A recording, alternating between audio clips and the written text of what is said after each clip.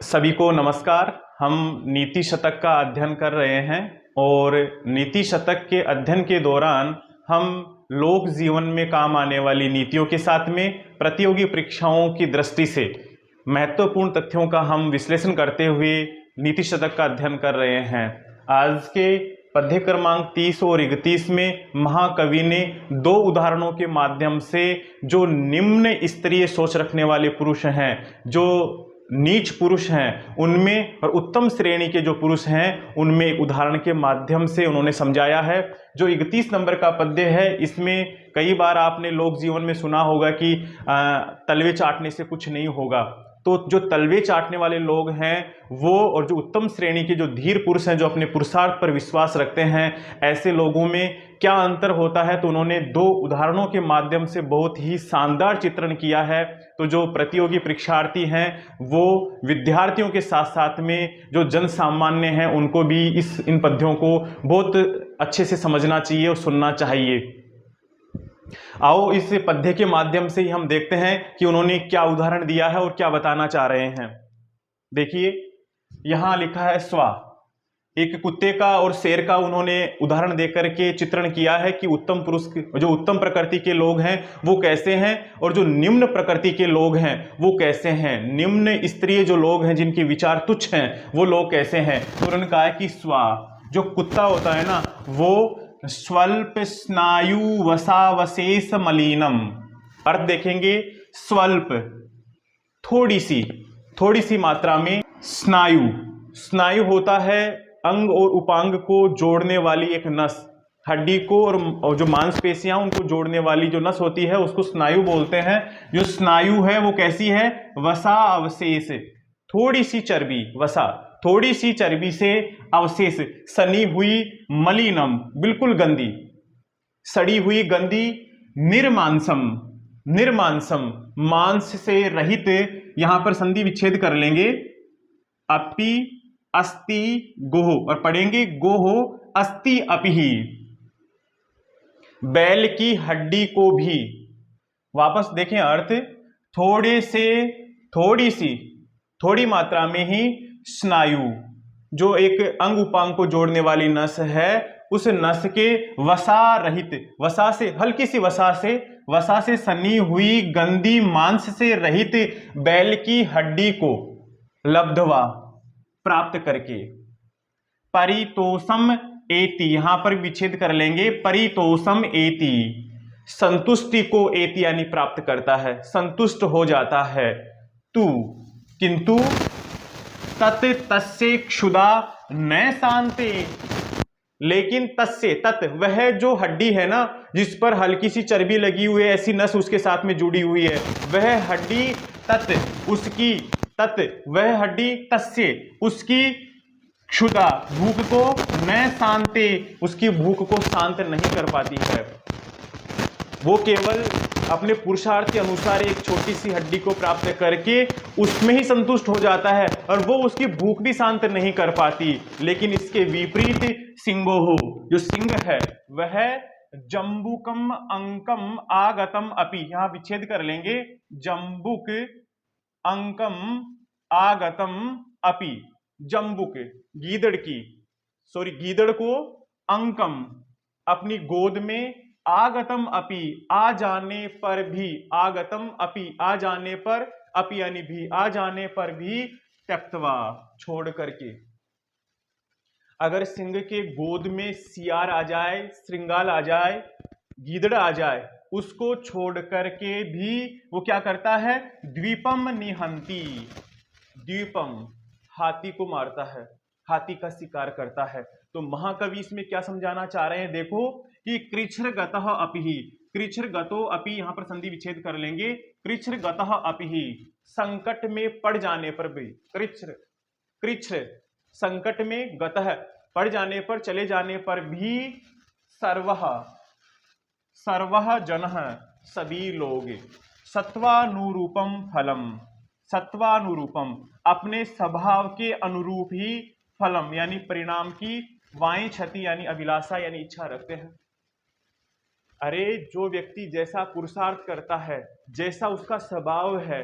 वो संकट में पड़ जाने पर भी उसी के अनुरूप फल की इच्छा करता है। जो निम्न स्तरीय लोग हैं वो संकट में पड़ जाने पर छोटे से लाभ से संतुष्ट होकर के बैठ जाते हैं, जिनसे उनकी उदर पूर्ति भी नहीं होती, उनकी भूख भी शांत नहीं होती। महाकवि ने जो कुत्ते का उदाहरण दिया है वो समझाना चाह रहे हैं कि कुत्ता है, उसको एक हड्डी प्राप्त हुई, उस हड्डी से उसकी भूख भी शांत नहीं हो रही, लेकिन उसको प्राप्त करके वो संतुष्ट है क्योंकि उसका पुरुषार्थ इस प्रकार का है, उसकी मेहनत का स्तर इस प्रकार का है। ठीक वैसे ही जो निम्न नीची सोच वाले जो लोग हैं वो संकट में पड़ जाने पर अपने पुरुषार्थ के अनुरूप ही फल को प्राप्त करके संतुष्ट हो जाते हैं कि हमारे भाग्य में यही था, ये ठीक है। लेकिन इसके विपरीत जो शेर होता है वो संकट में पड़ जाने पर, काफी भूख लगी हुई है, ऐसी स्थिति में भी उसकी अगर गोद में अगर सियार आ जाता है, गीदड़ आ जाता है, तो उसको छोड़ करके वो हाथी का शिकार करता है। ठीक वैसे ही जो उत्तम श्रेणी के जो पुरुष हैं वो पुरुष संकट में पड़ जाने पर भी अपने टारगेट को छोटा नहीं करते,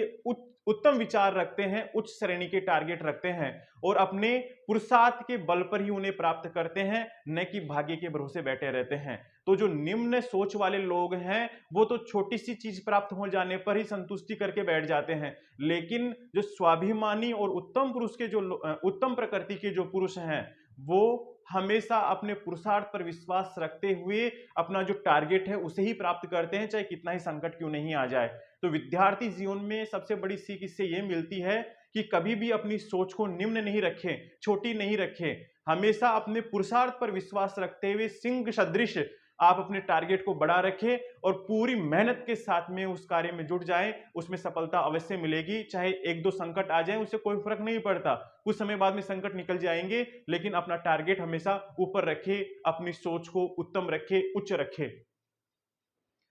तो इस पद्य के माध्यम से आप समझ गए होंगे कि जो निम्न स्तरीय सोच वाले हैं उनके क्या टारगेट्स हैं और जो उत्तम श्रेणी के लोग हैं उनके क्या टारगेट्स हैं। अब जो दूसरा पद्य है ये बड़े ही काम का है। कई बार जन सामान्य में आपने सुना होगा कि कुछ लोग जहां से उनको कुछ मिलता है उन लोगों के वो तलवे चाटने लग जाते हैं। ऐसे लोग हैं वो किनके समान हैं, और जो वास्तव में उत्तम श्रेणी के लोग हैं जैसे आपने यहां पर भी पढ़ा, वो अपने पुरुषार्थ पर विश्वास रखते हैं, उन्हें तलवे चाटने की जरूरत नहीं है। दूसरे पद्य का हिंदी अर्थ देखिए कि जो स्वा है कुत्ता, वह पिंडद इस्त उसको भोजन खिलाने वाले के आगे क्या करता है, देखो लांगुल चालनम, यहां पर विच्छेद कर लेंगे, लांगुल चालनम, लांगुल अपनी पूंछ को, चालनम उसके आगे हिलाता है।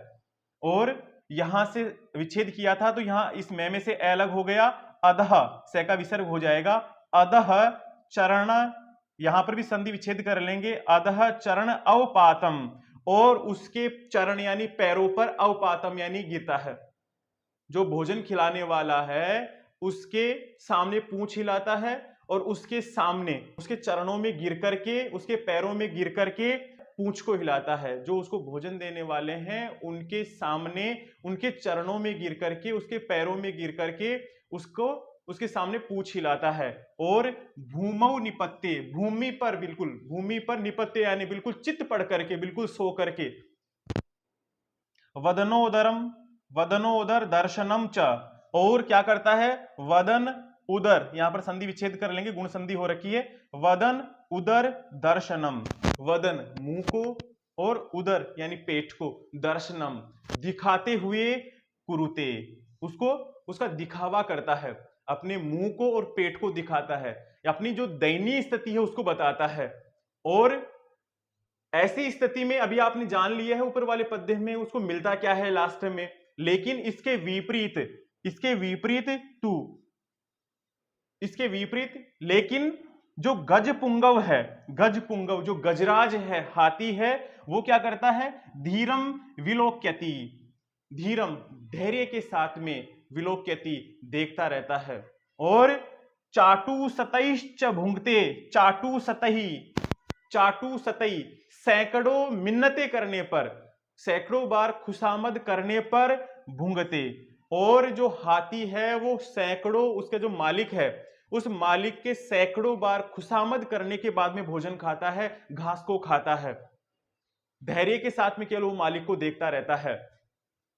पुनः एक बार इसका हिंदी अर्थ देख लेते हैं, फिर इसका मैं आपको भावार्थ समझाऊंगा कि महाकवि इसमें कहना क्या चाह रहे हैं। देखो, स्वा जो कुत्ता है वो पिंडद इस्त जो उसको भोजन खिलाने वाला है, उसके सामने लांगुल चालनम अधस चरण अवपातम, चरणों में गिर करके, उसके पैरों में गिर करके, उसके नीचे पैरों में गिर करके लांगुल चालनम अपनी पूंछ को हिलाता है, और भूमौ निपत्ते भूमि पर बिल्कुल चित पड़ करके, बिल्कुल लेट करके, वदन उदर दर्शनम च और अपने मुंह को, अपने पेट को दिखाते हुए, कुरुते दिखावा करता है, उसका दिखावा करता है कि मेरी ये दयनीय स्थिति है। और किंतु गज पुंगवह जो गजराज है, जो हाथी है, वह धीरम विलोक्यति धैर्य के साथ में देखता रहता है, चाटू सतैश्च भुंगते और सैकड़ों मिन्नती करने के बाद में ही वो भोजन करता है। महाकवि इस पद्य में कहना चाह रहे हैं कि जो नीची सोच वाले लोग हैं वो, उनको कुछ मिल जाता है, वहां पर अपनी पूंछ हिलाते रहते हैं, लोगों के तलवे चाटते रहते हैं और उनके चरणों में गिर करके अपनी निम्न स्तरीय सोच को दिखावा करते हैं कि हम ऐसे हैं। लेकिन इसके विपरीत जो स्वाभिमानी लोग हैं, उत्तम सोच वाले लोग हैं, वो धैर्य के साथ में देखते रहते हैं और केवल अपने पुरुषार्थ पर फोकस रखते हैं, केवल पुरुषार्थ करते रहते हैं और उनके पुरुषार्थ के अनुसार ही उनको फल की इच्छा करते हैं। ऊपर वाले पद्य में आपने पढ़ लिया है कि जो उत्तम श्रेणी के जो पुरुष हैं वो अपने पुरुषार्थ पर विश्वास रखते हुए विकट परिस्थिति में भी अपने स्वभाव के अनुरूप ही फल की अभिलाषा रखते हैं। लेकिन जो निम्न स्तरीय सोच वाले लोग हैं वो अपने मालिक के चरणों में गिर करके पूंछ हिलाते हैं, अपना मुंह और पेट दिखाते हुए अपनी दयनीय स्थिति का वर्णन करते हैं और वहां से उनको मिलेगा क्या, नाम मात्र का लाभ प्राप्त होता है। लेकिन जो उत्तम श्रेणी के लोग हैं वो सिंह और गजराज की तरह अपने स्वभाव को, अपने पुरुषार्थ पर फोकस करते हुए केवल अपनी मेहनत पर ही विश्वास रखते हैं और उसके अनुरूप ही वो फल प्राप्त करते हैं, चाहे कितने ही बड़े संकट में वो क्यों नहीं पड़ जाए। जो सिंह है वो अपनी गोद में आए हुए गीदड़ को छोड़ करके, उसकी जो इच्छा है गजराज को मारने की, मदमस्त हाथी को मार करके खाने की, तो वो उसी के पीछे दौड़ेगा, अपने पुरुषार्थ का फल उसी के अनुरूप प्राप्त करेगा। लेकिन जो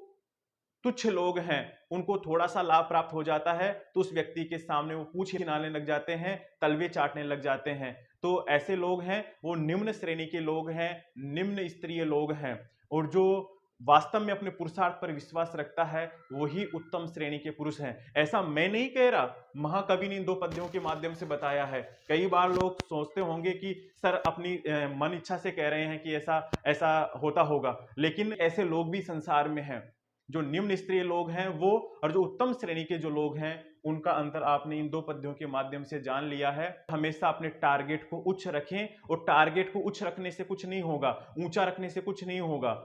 उसके अनुरूप आपको पुरुषार्थ भी करना पड़ेगा, उसके अनुरूप ही आपको मेहनत भी करनी पड़ेगी। निश्चित रूप से कितने ही संकट आए आपको सफलता जरूर मिलेगी। अपने पुरुषार्थ पर विश्वास रखें। तो साथियों, आज की कक्षा में इतना ही, मिलते हैं अगली क्लास में। धन्यवाद।